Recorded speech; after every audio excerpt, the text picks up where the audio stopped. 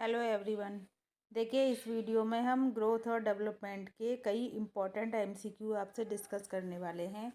तो इस वीडियो को पूरा एंड तक देखिएगा। तो देखिए, सबसे पहला हमारा क्वेश्चन है, the vicious circle argument point out the connection between. जो हमारा निर्धनता का दुष्चक्र है वो किस किस चीज़ में हमारा जो कनेक्शन है वो बताता है। तो देखिए, वो बताता है हमारा प्रोडक्टिविटी और इनकम में।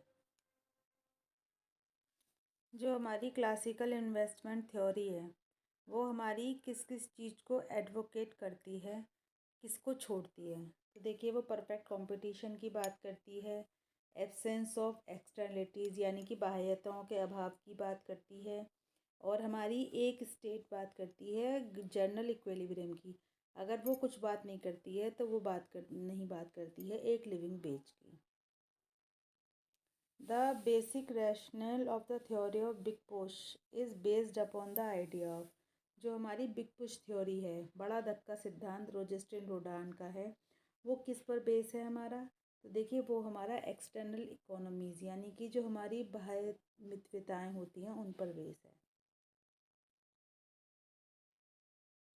The balanced growth theory sees the primary cause of under development as the, जो हमारी बैलेंस्ड ग्रोथ थ्योरी है वो अंडर डेवलपमेंट का यानी कि अल्प विकास का सबसे मेन कारण क्या मानती है। तो वो मानती है small size of the market, जो मार्केट का छोटा साइज़ है उसको मानती है हमारी जो अल्प विकास है उसका कारण। Economics point out several possibly source of untapped private domestic saving in less developed countries. जो हमारे अर्थशास्त्री हैं वो बताते हैं कि जो हमारे अल्प विकसित देश हैं वहाँ पर जो हमारी प्राइवेट घरेलू बचत है हमारी, तो उनके कौन कौन से जो हमारे जो सोर्सेज हैं वो हो सकते हैं।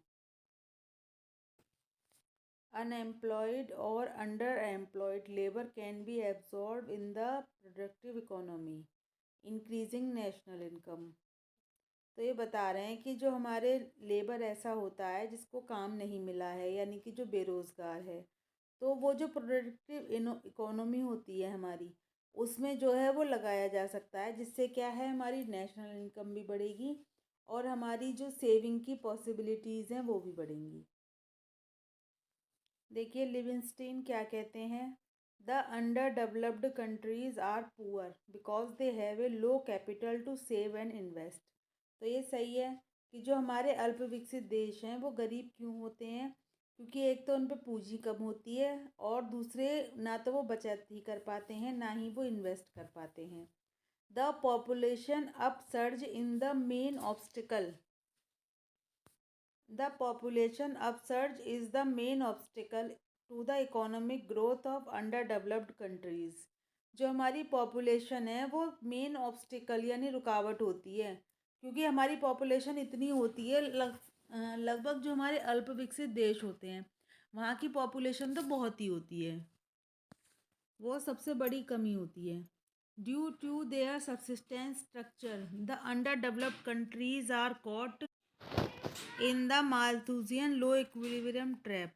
ये बता रहे हैं जो सबसिस्टेंट स्ट्रक्चर होता है यानी कि जो निर्वाह स्तर पर रहते हैं लगभग उतना ही मिलता है जितना निर्वाह के लिए ज़रूरी होता है, तो वो लो इक्विलिब्रियम ट्रैप में फंसे रहते हैं। यानी कि क्या होता है, निम्न उत्पादकता होती है, निम्न आय होती है जिससे कि उन्हें निम्न पोषण मिलता है, तो ये चक्र हमारा चलता ही रहता है। तो ये सारे पॉइंट जो हैं वो हमारे सही हैं।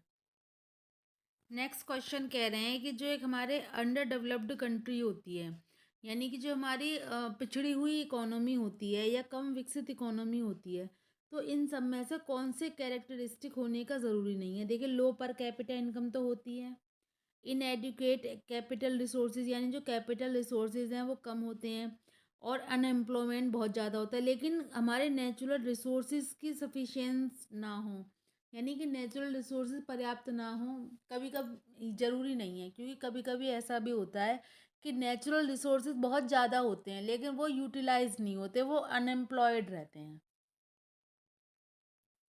इन्वेस्टमेंट प्रोजेक्ट जो हैं वो कैपिटल इंटेंसिव होने चाहिए यानी कि जो हमारे इन्वेस्टमेंट प्रोजेक्ट हों उनमें बहुत ज़्यादा गहन तरीके से पूंजी लगनी चाहिए, क्योंकि उससे क्या होगा, वो सेविंग भी बढ़ाएंगे और उनसे इन्वेस्टमेंट भी बढ़ेगा फ्यूचर में। तो ये किसने कहा है? ये कहा है गैलिसन ने और आर नर्क्से ने। Kuznets found that when compared to the upper 10% of income recipient in developed country, the upper 10% of income recipient in less developed country receive। तो ये बता रहे हैं कि जब हमारी ये कंपैरिजन होता है विकसित देशों का और अविकसित देशों का, तो जो हमारे विकसित देश हैं तो उसमें जो इनकम पाते हैं 10%, तो उसमें क्या है, लेस डेवलप्ड कंट्री के जो होते हैं वो 10% ऑफ इनकम का क्या रहता है? तो वो रहता है कि जो हमारा large percentage of national income before taxes. तो हमारा ये रहता है कि जो विकसित देश हैं उनके तो वो पा लेते हैं 10%, लेकिन जो हमारे 10% है वो हमारे जो पिछड़े हुए देशों के ऊपर के लोगों में ही मिल जाता है टैक्स देने से पहले। Under development has been a result of, यानी कि जो हमारा पिछड़ापन है, जो हमारा अल्प विकास है, ये किसकी वजह से है? तो इसके क्या क्या फैक्टर हैं? इकोनॉमिक, सोशल और पॉलिटिकल, यानी कि आर्थिक भी हैं, सामाजिक भी हैं और राजनीतिक भी है। इन सभी कारणों की वजह से जो है डेवलपमेंट नहीं हो पाता है, यानी कि हम पिछड़े हुए रह जाते हैं। देखिए इसमें कह रहे हैं कैपिटल आउटपुट रेशो जो है वो 5 है, पॉपुलेशन की जो ग्रोथ रेट है वो 2% है, और सोसाइटी जो है वो अचीव करनी चाहती है पर कैपिटल ग्रोथ ऑफ 3.5%। तो कितने परसेंटेज की जो सेविंग है वो नेसेसरी है? तो वो है 10.5। तो देखिए इसका फॉर्मूला क्या होता है, G+N और मल्टीप्लाई कैपिटल आउटपुट रेशो। ठीक है, तो ये हमारा क्या है कि हमारी जो पर कैपिटा ग्रोथ कितनी है, मतलब ग्रोथ जो हमारी वारंटेड है, और जो हमारी पॉपुलेशन ग्रोथ क्या है। तो देखिए हमारा 3.5 + 2 और कैपिटल आउटपुट रेशो कितना है हमारा 5। ठीक है,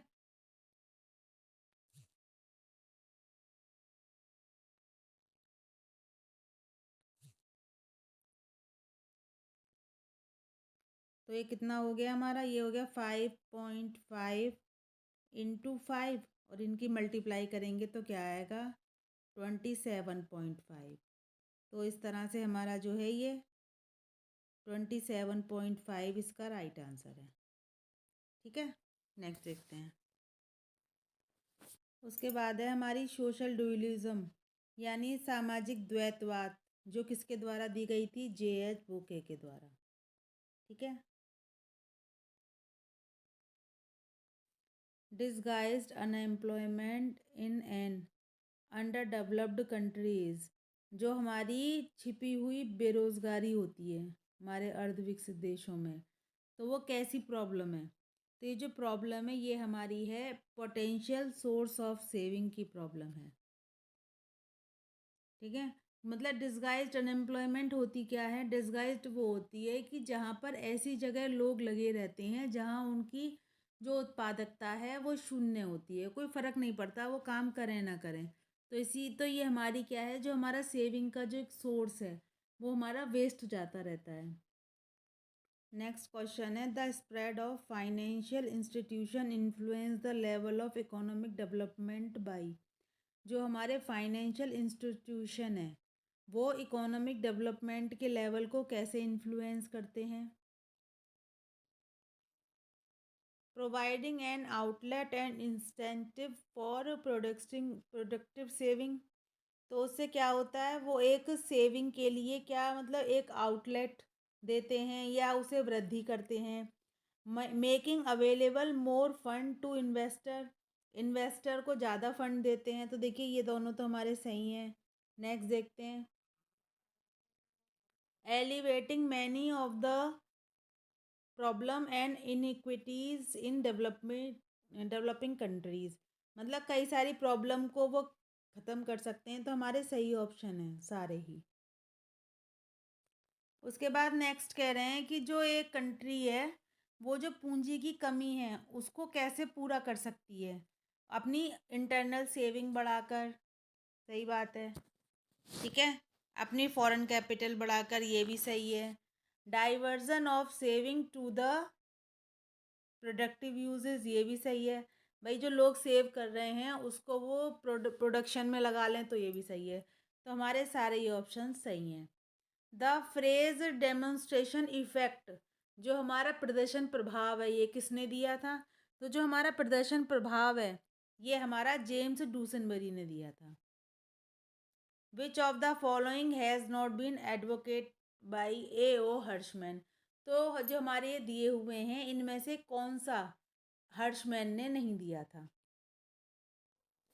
देखिए, जो हमारे हर्षमैन थे, इन्होंने असंतुलित विकास का सिद्धांत दिया था। ये कह रहे थे कि सभी सेक्टर में जो है वो इक्वल हमें डेवलपमेंट नहीं करना है, इक्वल इन्वेस्टमेंट नहीं करना है। बस हम कुछ ऐसे जो मेन हमारे लेवल होते हैं, जो मेन इंडस्ट्री होती हैं, उनको हम बढ़ाएं, तो हमारे बाकी क्षेत्र भी उसके सहारे से बढ़ जाएंगे। तो देखिए, फर्स्ट क्या है? Unbalancing the economy with social overhead capital, तो ये इन्होंने कहा था। Unbalancing the economy with directly, मतलब DPA के भी द्वारा, डायरेक्टली जो प्रत्यक्ष उत्पादक क्रियाएं हैं उनके द्वारा भी, और SOC यानी कि जो सोशल ओवरहेड कैपिटल है, इसके द्वारा भी। Encourage industry with high combined linkage sources, मतलब कि हमारी इंडस्ट्री को जो है वो कई सारे वो लिंकेज उन्होंने दिखाना है। लेकिन जो simultaneous investment in all sector उन्होंने नहीं बोला था, क्योंकि उन्होंने संतुलित विकास की बात नहीं करी थी, उन्होंने असंतुलित विकास की बात करी थी।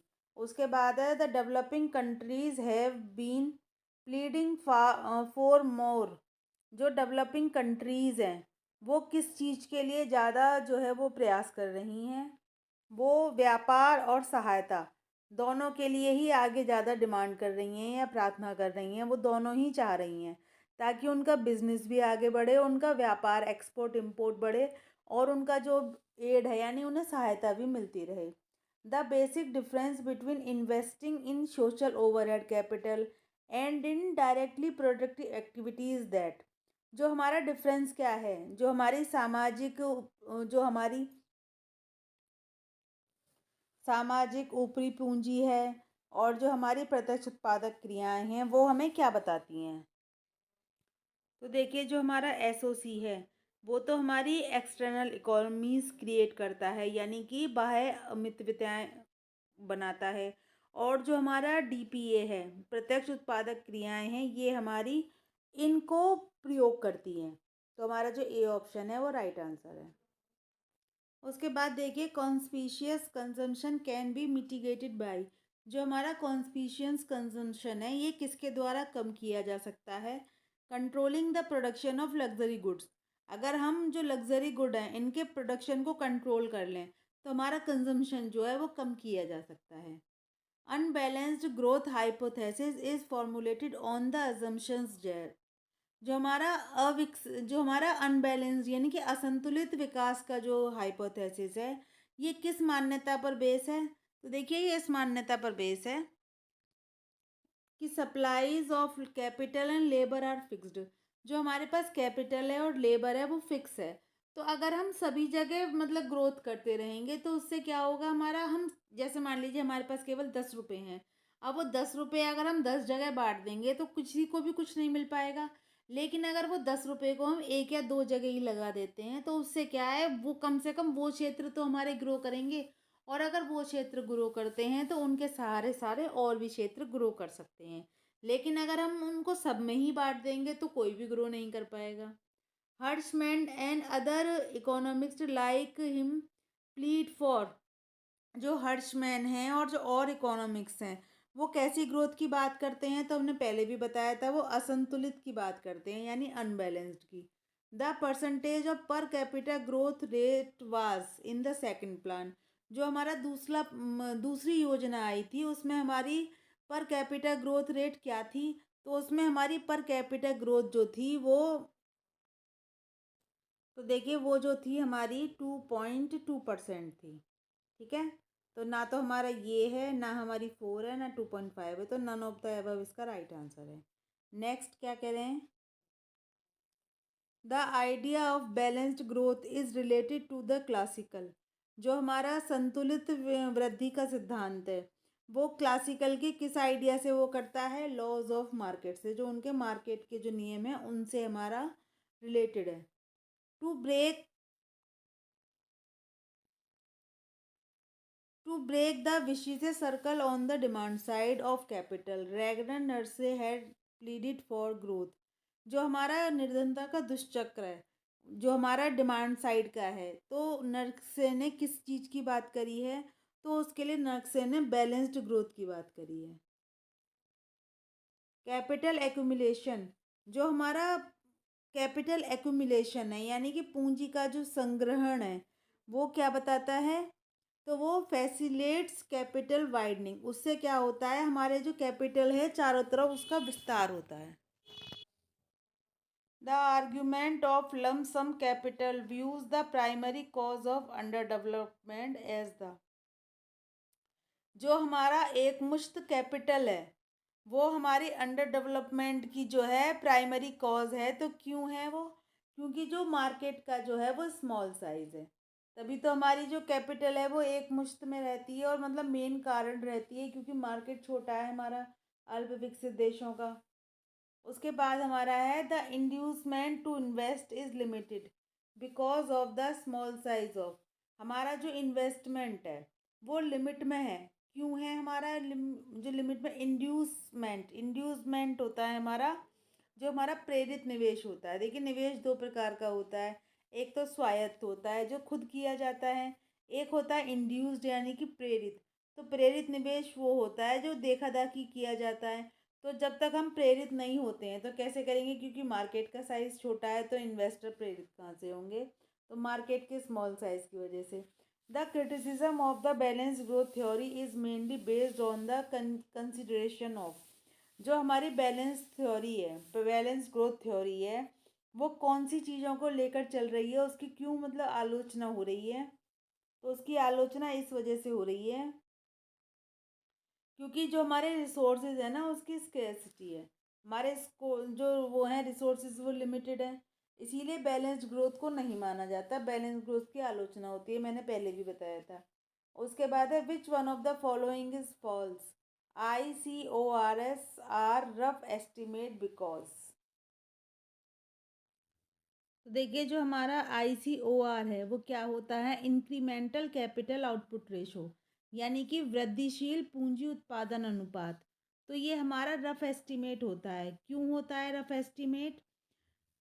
क्योंकि नॉर्मली ये मेजर्ड किया जाता है एक्सटेंडेड पीरियड ऑफ टाइम में, यानी कि जो वो है एक पीरियड ऑफ टाइम में बताता है। वो ये बताता है कि अगर हमको उत्पादन की एक अतिरिक्त इकाई चाहिए तो कितनी अतिरिक्त पूंजी की हमको ज़रूरत होगी। देखिए ये डेमोन्स्ट्रेशन इफ़ेक्ट की बात हो रही है, यानी प्रदर्शन प्रभाव की बात हो रही है। तो ये पूछ रहे हैं कि जो इनकम एक फैमिली स्पेंड कर रही है वो किसके द्वारा निर्धारित होती है? तो देखिए जैसे कि नाम से ही पता है प्रदर्शन प्रभाव, तो ये प्रभावित किससे होता है कि size of families income relative to the income of the group with which family compare itself. तो जिस ग्रुप से उस वो फैमिली अपने आप को कंपेयर कर रही है तो उसके अकॉर्डिंग ही वो अपना स्पेंड करती है, क्योंकि उसे फ़र्क नहीं पड़ता। प्रदर्शन होता है, प्रदर्शन का मतलब है कि उसको उसको दिखाना है। उसके बाद है a backward poor country faces which is a circle in relation to, जो हमारा पिछड़ी हुई गरीब कंट्री होती है वो जो सर्कल है वो क्यों, मतलब जो हमारा निर्धनता का दुष्चक्र है वो सबको क्यों वो करती है? क्योंकि supply of and demand for capital दो तरह से फेस करती है, एक तो पूर्ति के संदर्भ में भी करती है और एक मांग के संदर्भ में भी, जो हमारी पूंजी की मांग होती है। Who believed that a deliberate unbalancing of the economy according to the pre designed strategy is the best way to achieve economic growth. तो देखिए हमारी अनबैलेंस की किसने बात करी है? हमने अब तक देखा है हर्षमैन ने हमारी बैलेंस की बात करी है। बाकी हमारे रोडान हो गए, शुम्पीटर हो गए, बुके हो गए, इन्होंने हमारे बैलेंस की बात करी है। Since the backward countries have remained backward for such a long period, the obvious conclusion held from about them is, जैसे कि हमारी जो पिछड़े हुए देश हैं वो बहुत समय से लॉन्ग पीरियड से मतलब बैकवर्ड रहे हैं, तो इससे हम क्या कंक्लूज़न निकाल सकते हैं? तो इससे हम कंक्लूज़न निकाल सकते हैं कि they can grow only if the developed country help. अगर डेवलप्ड कंट्री हैं, विकसित देश हैं, वो उनकी हेल्प करते हैं तो वो भी ग्रो कर सकते हैं। If the average saving rate is 10%, capital output ratio is 4, population growth is 1%। तो कौन सी रेट ऑफ ग्रोथ है वो चाहिए कि जैसे कि हमने पहले निकाला था वैसे ही अब ये निकलेगा। तो देखिए जैसे हमने पहले वो फॉर्मूला लगाया था सेविंग की रेट का, G+N और इनटू हमारा था कैपिटल आउटपुट रेशो। तो देखिए अब की बार हमारा सेविंग की जो रेट दे रखी है वो क्या दे रखी है 10, और देखिए जो हमारी ग्रोथ चल रही है वो कितनी है हमारी 1, और ये हमसे पूछा जा रहा है ग्रोथ रेट क्या रहेगी, कैपिटल आउटपुट रेशो हमारा 4 है। तो देखिए 4 इधर आ जाएगा 10 के अपॉन में, तो एक डिवाइड करके कितना आएगा 2.5 इज इक्वल टू 1+G। और अगर जी के इक्वल में करेंगे हम तो ये 2.5 -1 हो जाएगा यानी कि 1.5। तो इस तरह से देखिए हमारा 1.5 जो है इसका राइट आंसर हो जाएगा।